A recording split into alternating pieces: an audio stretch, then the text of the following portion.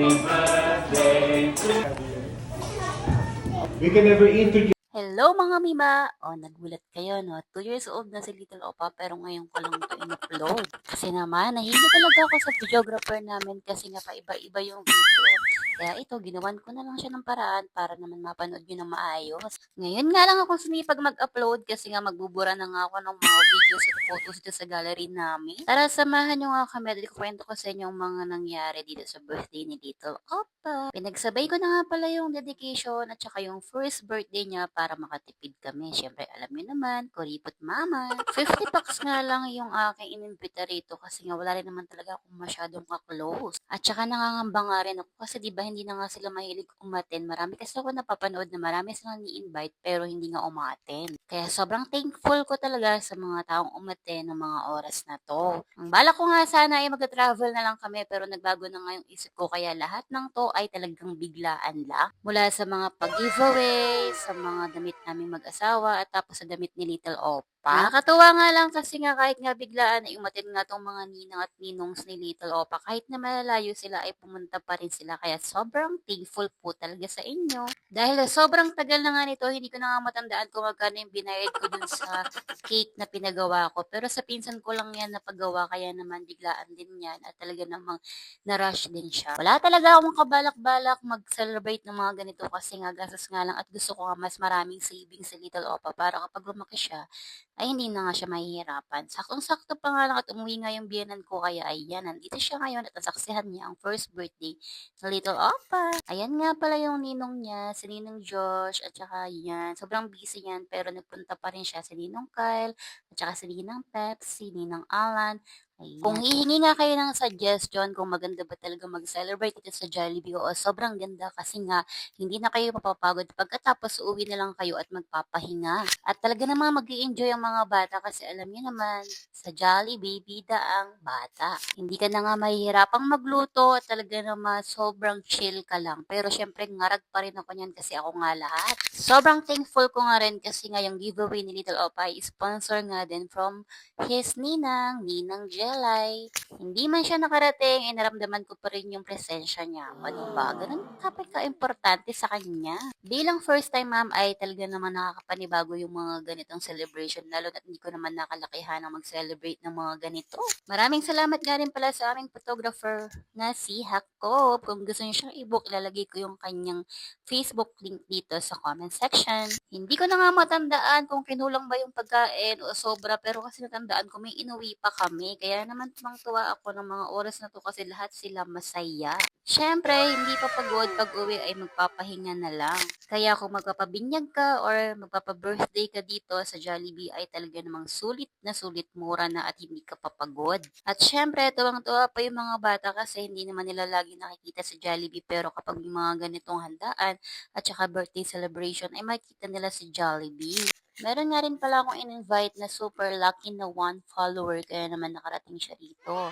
Ayan siya, kasama niya ang kanyang anak. Thank you so much. Halika nga muna at panoorin niyo nga muna ang mga pangyayari dito. Hindi na muna ako mag-voice over.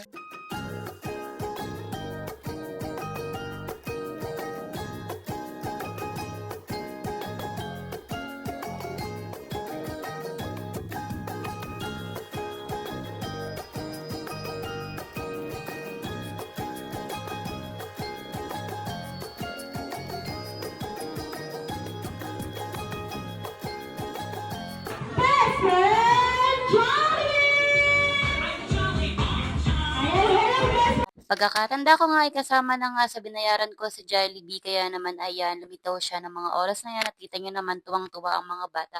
Kaya sulit na sulit nga yung ibabayad nyo dito. Kung gusto nyo nga mag-add pa ng iba pang mascot ay magbabayad nga kayo ng 1,000 pesos per mascot. Pero sa Jollibee lang yung pinalabas ko kasi nga hindi na kaya ng time at mabilis nga lang yung oras kasi nga kasama yung dedication ni Little Opa. Kinain na yung oras namin kaya okay na at sulit na nga tong mga oras na to.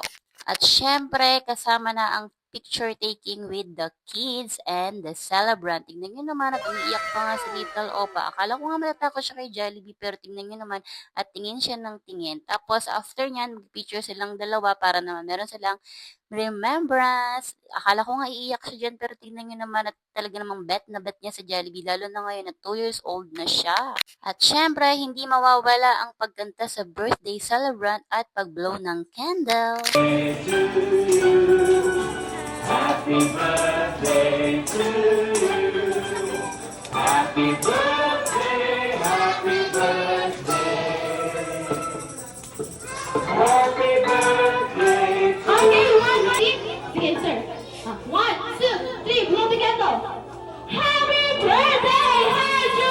Alam niyo ba na sulit nga tong birthday party na to kasi naman hanggang ngayon kapag pinapanood ni Little Opa ay tuwang-tuwa siya. Pero nga silang pag-giveaway sa celebrant, ayan si Jollibee Lamb. Yaya ang iti, di na nga mapakali. Halika na, tana, doon na nga ang na.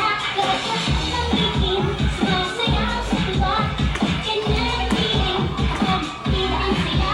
Pinakakapit tayo, sandila ang mata. Sa Jollibee tayo, tumok masaya.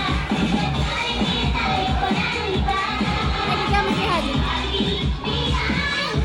At syempre, hindi mawawala ang pa-special number ni Jollibee. Tignan nyo naman at ano, talaga si Little Opa at hindi siya natatakot. Kaya naman, tuwang-tuwa rin ako ng mga oras na to kasi worth it talaga yung binayad namin. Nakamura na nga ako, hindi pa pagod at talaga namang masaya ang lahat. Pero tinoyo na nga si Little Opa kasi inaantok na nga siya ng mga oras na to at syempre pagod na pagod at masyado na siyang na-overwhelmed. Pero tignan nyo naman ang mga kids, hindi pa rin sila nag-asawa kay Jollibee hanggang pag-uwi ay nagpa-picture pa rin sila. At tuluyan na nga nagpaalam si Jollibee, nakalimutan ko pa nga siya bigyan ng tip ng mga oras na to kasi sobrang busy talaga. Siguro isip nun, ang kuripot naman ng pamilya na yun, hindi man lang ako nagkaroon ng tip. At tignan nyo naman, nagbababay pa si Little Opa at hindi talaga siya natatakot. Habang pinapanood ko nga to ay tingin ko yung nag-aantay nga sa Jollibee ng tip pero nawala talaga sa isip ko. Kaya kapag meron kayong mga party na ganito ay siguraduhin yung meron kayong secretary o kaya naman pagkasabihan ng mga dapat gawin para wala kayong makaligtaan. Kaya hanggang dito na lang mga mima, paalam!